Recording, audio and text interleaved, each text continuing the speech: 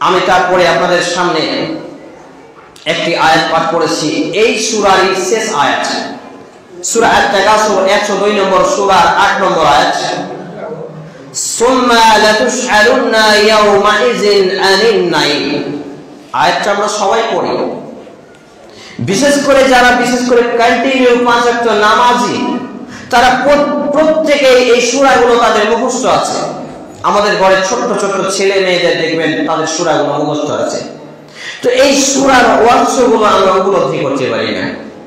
সুম্মা লাতুসআলুন্না ইয়াওমাইযিন আনিন নাঈম, অতঃপর তোমরা যে সেদিন মৃত্যুবরণ করবে। মিডিল আয়াতগুলো আমি এই জন্য পাঠ করিনি, জুমার দিন খুতবার সময় সংকীর্ণ, আবার আপনাদের সময় বেঁধে দেওয়া হয়েছে। যদি আমি সময় বেঁধে রাখা খুতবা দেওয়াতে অভ্যাসী নয়। খুতবা এখানে ঢোকার মধ্যেই একজন ব্যক্তি ফোন দিয়ে বলছিলেন যে এই বিষয়ে কথা বলবেন না। আমি সেই বিষয়ে কথা বলার কি আছে, আমি খুতবা বলবো কোরআন এবং হাদিস দিয়ে, তো ভয় করি না। সম্মানিত উপস্থিতি ভাই এবং বাবাজি বলো,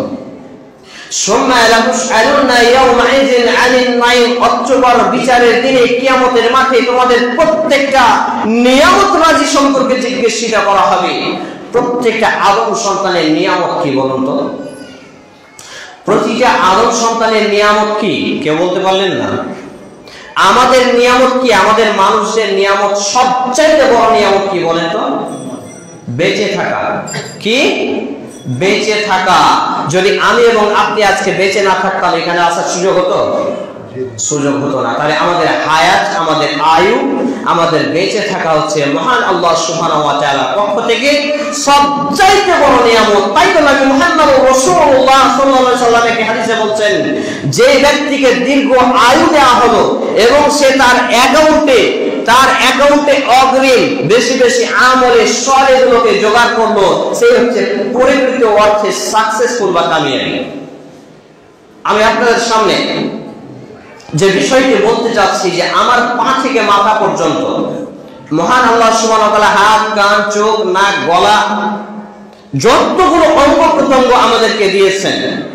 আজকে আমরা জানি হার্ট সার্জারি হয়, হার্ট ট্রান্সপ্লান্টেশন করা হয়, চক্ষু দান করা হয়। এইভাবে আমাদের অঙ্গ প্রত্যঙ্গ আজকে বিক্রি হয়ে যাচ্ছে না, ডোনেশন হচ্ছে, দান করা হচ্ছে। তো আজকে বৈজ্ঞানিক মতে, মেডিকেল সায়েন্সের তথ্য অনুযায়ী প্রত্যেকটা মানব দেহে মহান আল্লাহ সুবহানাহু ওয়া তাআলার পক্ষ থেকে 1700 থেকে 1800 কোটি টাকার সম্পদ মহান আল্লাহ সুবহানাহু ওয়া তাআলা রেখেছেন। আমরা বলবো একবার আলহামদুলিল্লাহ, সুবহানাল্লাহি ওয়া বিহামদিহি। আমার এবং আপনার 3.5 হাত বডির মধ্যে, এই ছোট্ট বাচ্চাটার 3.5 হাত বডির মধ্যে 1700 থেকে 1800 কোটি টাকার সম্পদ আমাদেরকে আল্লাহ তাআলা দিয়েছেন।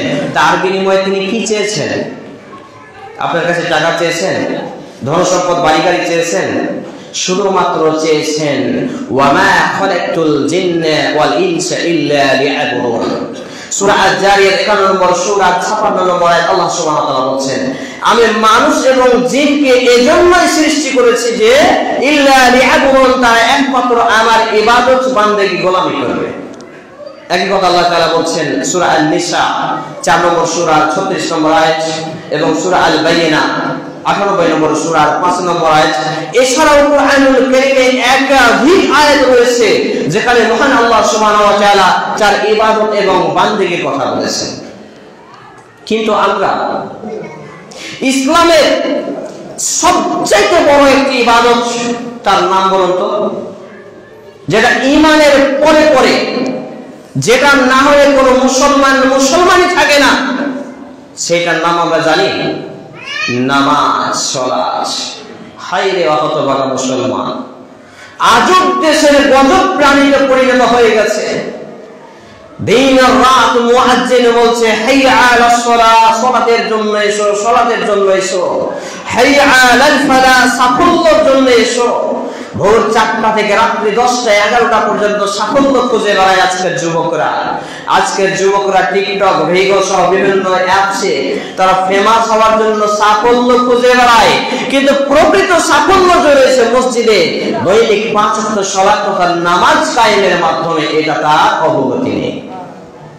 এটা আবেগ নয়, এটা ইমোশনাল নয়, এগুলো কি বিবেক? আমি জাস্ট আপনাদের বিবেকটাকে জাগ্রত করার জন্য কথা বলছি।